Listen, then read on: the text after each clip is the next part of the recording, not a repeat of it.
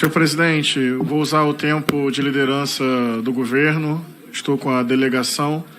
Primeiro, eu quero agradecer a aprovação consensual da audiência pública. Considero que é um gesto democrático, que podemos e devemos fazer um bom debate com respeito no campo das ideias na semana que vem. Obrigado por sua articulação e por a gente ter conseguido aprovar essa audiência pública consensualmente. Sobre o projeto que será votado, que visa proibir o casamento entre pessoas do mesmo sexo, algumas considerações importantes. A primeira que eu gostaria de fazer é que nós defendemos o Estado laico. O Estado laico não é aquele que interdita a religião, pelo contrário, ele resguarda o direito à liberdade religiosa e ele considera a diversidade de crenças religiosas e até mesmo a não crença religiosa que existem numa sociedade. Então, dos modelos que nós conhecemos, o Estado laico me parece o mais democrático. Porque se é um Estado que proíbe a religião, isso é antidemocrático. As religiões existem na sociedade. Se é um Estado que pega uma religião em detrimento das outras e torna parâmetro legal, isso também é antidemocrático, porque não respeita a diversidade. O Estado laico, portanto, respeita a diversidade religiosa e a liberdade religiosa. Mas o Estado em si, ele não pode se pautar pela paixão, pelo ânimo ou pela visão de uma confessionalidade religiosa, porque isso é violento, isso é arbitrário, isso desrespeita a diversidade. Esse é um primeiro ponto. Um segundo ponto, falo como discípulo de Jesus, é que não há unanimidade no cristianismo sobre isso. Existem várias perspectivas cristãs que, inclusive, entendem a centralidade ética do amor para interpretar a vida, a Bíblia, a sociedade e os relacionamentos humanos. E eu entendo que onde há carinho, onde há afeto, onde há cumplicidade, onde há reciprocidade, onde há cuidado, há família. E, portanto, existem diversos modelos de família que devem ser resguardados e respeitados pelo Estado. A segunda observação, senhor presidente, que eu queria fazer é sobre a origem do próprio protestantismo. Eu também sou formado em história, além de ser artista e pastor. O protestantismo nasce como corrente religiosa, como um direito de minoria. Inclusive protestantismos no plural. Porque, diante de uma livre interpretação das Escrituras, você tem denominações protestantes, pluralidade, não unanimidade. E a ideia de que o Estado deve estar neutro diante da religião e a religião autônoma diante do Estado. Então, a própria ideia protestante, de onde se deriva ao longo do tempo o chamado campo evangélico, que é plural, que é multiforme, que é popular e que não tem um representante que possa falar em nome desse campo, nem eu me reivindico esse espaço, porque eu respeito a liberdade de consciência e a diversidade do campo, mas se eu considero o campo evangélico uma derivação do protestantismo, eu gostaria de lembrar essa história do protestantismo como direito de minoria, respeitando a diversidade, o Estado autônomo diante da religião e a liberdade religiosa. Gostaria também de propor esse entendimento. Terceiro entendimento que eu quero trazer para o bom debate: o conceito violento e tóxico de maioria moral, que aparece no relatório. Nem toda maioria é necessariamente democrática. Eu falei isso semana passada. Imagina se a maior parte da população brasileira hoje votasse, por exemplo, por um apartheid racial. Negros e brancos não podem conviver no mesmo espaço. Vamos criar essa hipótese. Se uma maioria decide isso, isso é democrático? É constitucional? Evidentemente que não. Porque democracia também se faz com princípios fundamentais de igualdade, não discriminação, promoção da dignidade humana, respeito à diversidade. Então, esses conceitos são fundacionais e fundamentais para uma democracia. Portanto, o conceito maioria moral, desconsiderando esses princípios e a ética da relação com o outro pode ser um conceito violento e já foi muitas vezes utilizado para promover violência contra os outros, muitos corpos, muitas pessoas ao longo da história. Quarto argumento, senhor presidente, no bom debate que eu sempre procuro fazer aqui, firme nas ideias e também com respeito. A própria natureza da fé. Porque, senhor presidente, pensa comigo. Faz sentido, considerando quem, a partir de um conceito religioso, acredita que a diversidade sexual é um problema, é antinatural. É a visão do relator. Mas vamos lá, considerando essa visão, que eu considero, inclusive, contrária ao espírito do Evangelho de Jesus. Mas faz sentido, pela natureza da fé, usar o Estado para impor isso a alguém? Isso é convencer alguém? Isso é converter alguém? Isso é arrebatar alguém para uma ideia? A fé não se impõe. A fé se compartilha pelo testemunho da vida. Ou seja, até partindo desse pressuposto, eu acho muito estranho, contrário à natureza da fé, você utilizar do Estado para, por meio de uma regulação jurídica, inibir a liberdade de um outro. Isso é contrário à ideia de convencer o próprio outro. Porque você cria uma barreira enorme, você interdita, você se coloca como inimigo. Fé, na minha concepção, não tem a ver com imposição via estatal. Fé tem a ver com compartilhamento. Eu não tenho interesse. Olha só, eu não tenho interesse de obrigar alguém a crer como eu, porque isso não vai ser genuíno, isso não vai ser verdadeiro, isso não vai brotar do coração da pessoa por força de lei. Então, até pela própria lógica da fé, qual o sentido de impor? Não seria melhor compartilhar e dar testemunho?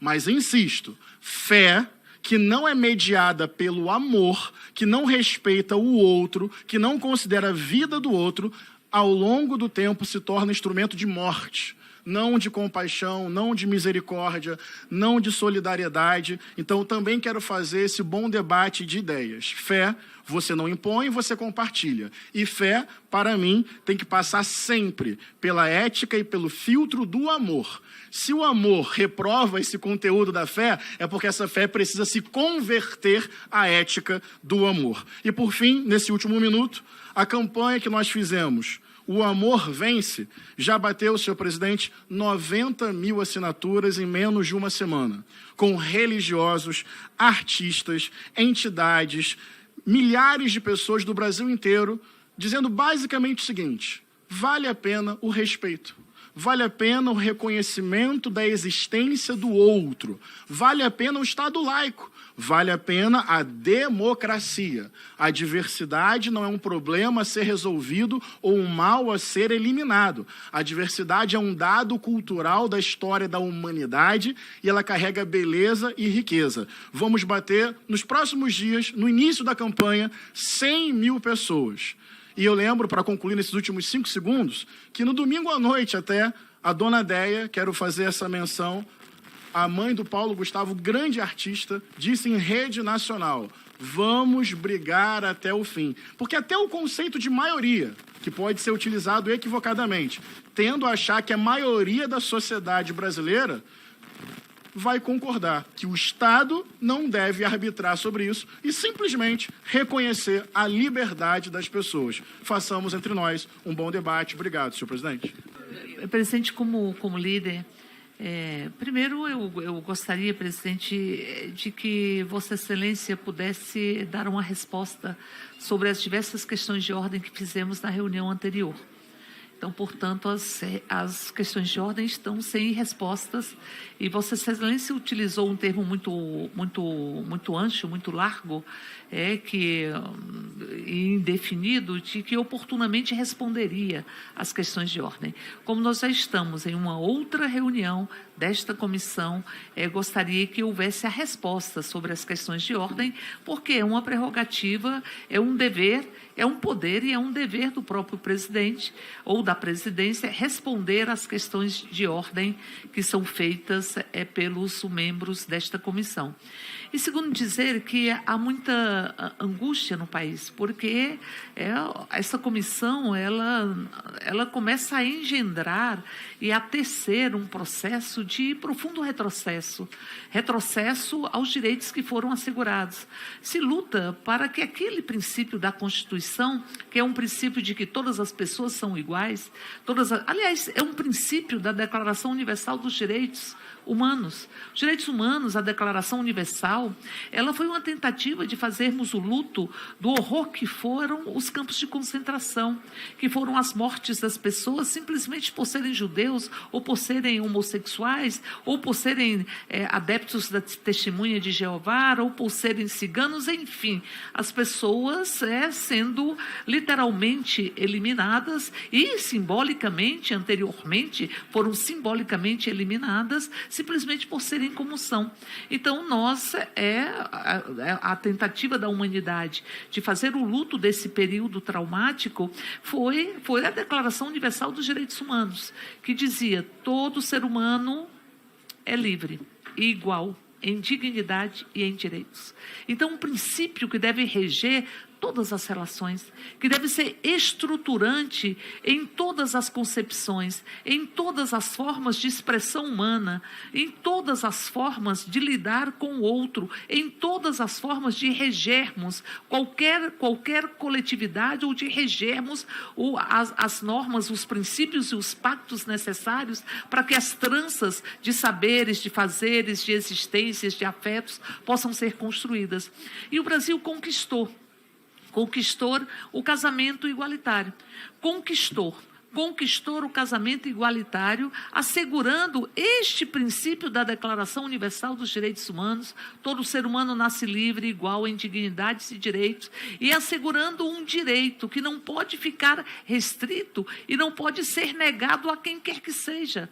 O direito de estabelecer relações conjugais, o direito de ter uma união estável, uma união ou um casamento, ele não pode ser retirado de qualquer pessoa.